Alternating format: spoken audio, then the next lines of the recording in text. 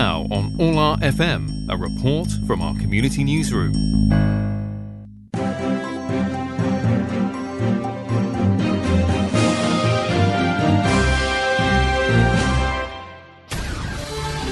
Raport specjalny.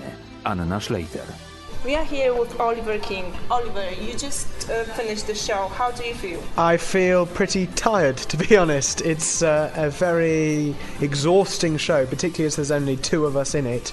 And as you saw, it's a very emotional journey that we have to go through on stage. So at the end of every performance, you feel a big sigh of sort of relief and excitement. But how many times did you perform?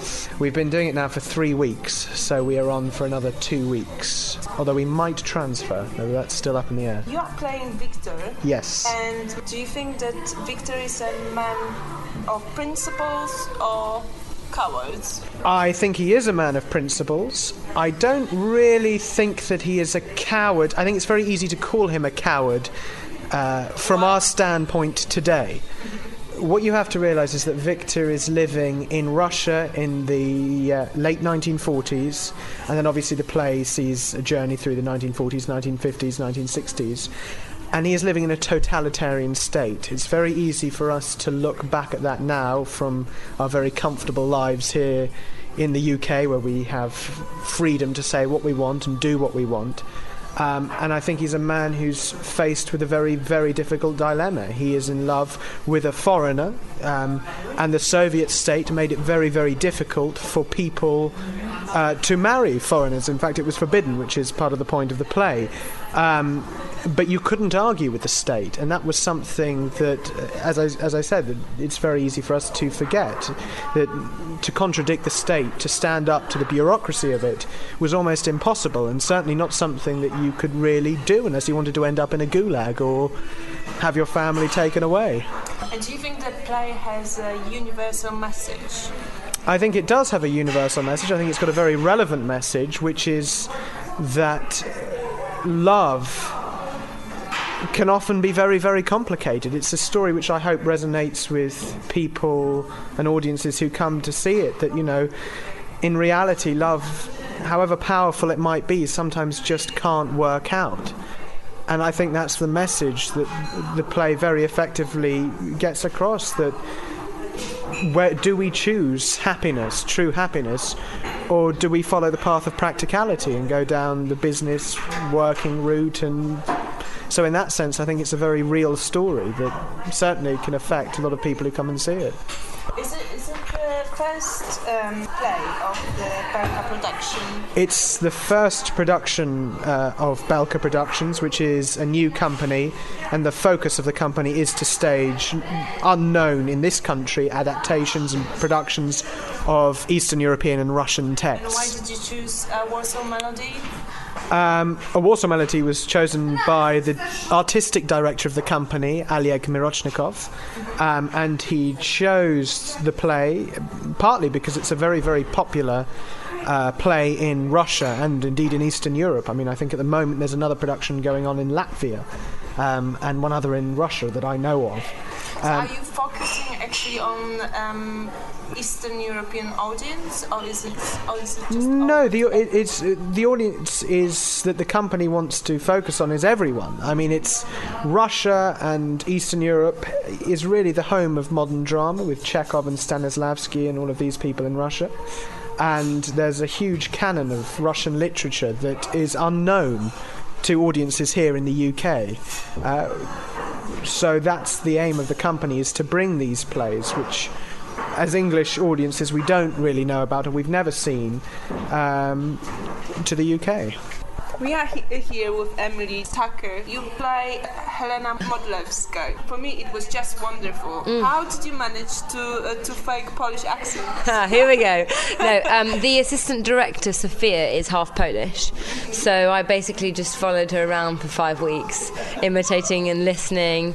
And actually, it was easier to sing in Polish than it was to do the accent in English, because I had the recordings of the songs, so I could just listen and imitate and play it to myself again and again. Whereas with the script, there's so many words words, you know. And she keeps me on my toes because she's here every night, so sometimes I slip into Russian, so I have to be careful. But yeah, it's great fun. Did you enjoy it? Oh, absolutely love doing this part. And, you know, something that I've really sort of found, I think for an actor, every time you do a new project, you do something different, you know. And for this one, it was sort of, I've discovered my love of Polish in a way. Have you been in Poland? No, I've never been to Poland, and I've never, I don't understand anything. Well, now I understand a few words, and it's such a beautiful language. The way it sounds for me is so romantic in a way that I've never really known before. I was really amazed how you sang as well. Did you do you understand what you were singing about? Yeah, we went through line by line, literally, sort of, and it took, you know, sort of frustrations and all the rest of it. But once we got there, I think it's really important that I do know what I'm singing, because the context of the songs is so important, you know. And it's just sort of saying, you know, I've forgotten your eyes, I've forgotten your lips, and everything's lost. And then earlier on, actually, the interesting thing is when I sing the lullaby, every single Polish person that's come has been like, oh my gosh, my mother used to sing me that when I was little. That's very, very famous. It's Popielnika now. Yeah. I love it, and it just sounds, I think the sounds of the words in Polish make a lot of sense. I think if you listen to it with sort of like a musical ear in a way, then it can make sense to you, and I really enjoyed it. Yeah.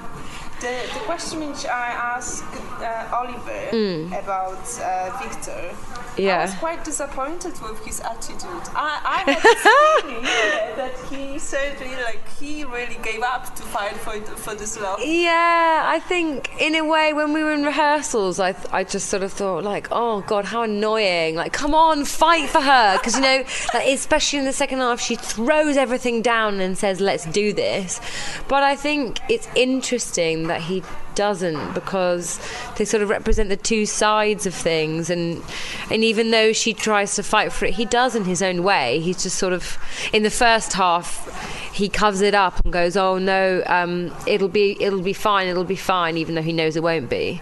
And then we sort of switch in the second half, you know. And I think it's interesting to explore a kind of love that is heartbreaking and constrained by real life, and not the sort of typical Hollywood romance. And in that sort of way, it isn't like Romeo and Juliet, because he doesn't fight for her. But yeah, I find that incredibly infuriating. But it's good. I use it for my character, so it's fine.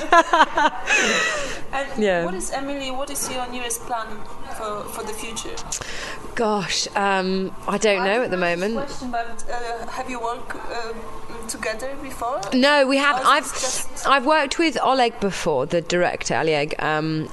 He directed me in Drama Centre. That's my drama school where I went quite a few times, and I've done a couple of Russian plays with him before. And I seem to be cast a lot as Eastern Europeans at the moment. And I just finished a show, a film called The Seasoning House, which is sort of like a horror film, and we played Serbian girls in this house and la la la. But this is sort of one of the many collaborations with Oleg, but I hope to work with Belka in the future, definitely. I think they're doing something really important and something new, bringing Eastern European works to London, because you just don't find it anywhere, and it's exposed me to a whole nother culture, which is always important, I think. So does it mean that we will see you in Warsaw next time? I hope so. You know, I've been asked so many times, have you been to Poland, have you been to Russia, and I've never been, and that's actually the next place on my list now. I really hope we can maybe take a play there, or take this there, who knows. What sort of message would you send it to our listeners? I think what I've learned from doing this play is, it might sound a bit soppy, about love. You know, I think that it is complicated and it can be heartbreaking, but it's worth it, you know. And I think from everything, sort of going through this every night and everything they go through, and do they fight for each other and don't they, I think the most important thing is that it's worth it. That was Emily talking just after the show. Sofia Stoko, she's the assistant director in Warsaw Melody, the Belka production. We had lots of review in the press in regards to Warsaw Melody, but some of them, they are very critical. Oh, maybe not critical, but I guess a bit controversial. Why that controversial? Mostly because of the actual script. everyone been very complimentary about the production as such and about the acting and the historical background and so on and so on. But I guess they find the text itself a bit difficult to deal with. And I think it's mostly because of a difference in sensitivity between the Eastern soul and actual British nation. There seems to be a lot of reserves when it comes to emotions. So do you think they do not really know the history, they cannot understand because they haven't experienced that? Or is it... I think there's going to be an element of that, because for them a lot of arguments against Ben, why aren't they fighting for their love more? But they don't understand the context that it's been said in, that when Stalin's law is being passed on, what does that actually mean? You cannot fight against it. You cannot even go and ask, is there anything we can do?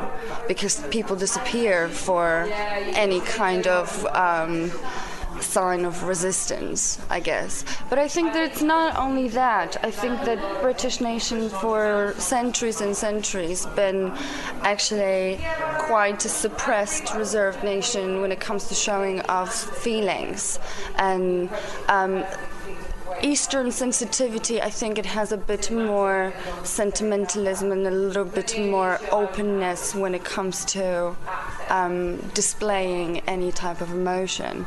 So I think that maybe that's why it also doesn't lay that neatly with them, just because the language is so poetical and the story itself seems like an explosion of emotions and bearing your heart on your sleeve, and everything is said till the end and displayed till the very, very end. Whereas in this country, you put on a mask, you deal with it, you keep calm and carry on. And this has been a slogan of the British nation for a very, very long time. What would be next? For this company? Mm-hmm. Well, we're having a little bit of debates about what the future of this production is going to be. So I think that for now, the future of this company is going to lay in showing unknown Eastern European and Russian plays in the UK that aren't that available or known. And for now, it's mostly going to be classics. We'll see if we'll ever touch contemporary texts like even Vypayev or maybe at some point Zvegintsev, but we'll see what's going to happen with that. I'm really looking forward to it. Oh, thank you very much. Hope we're going to speak to you soon.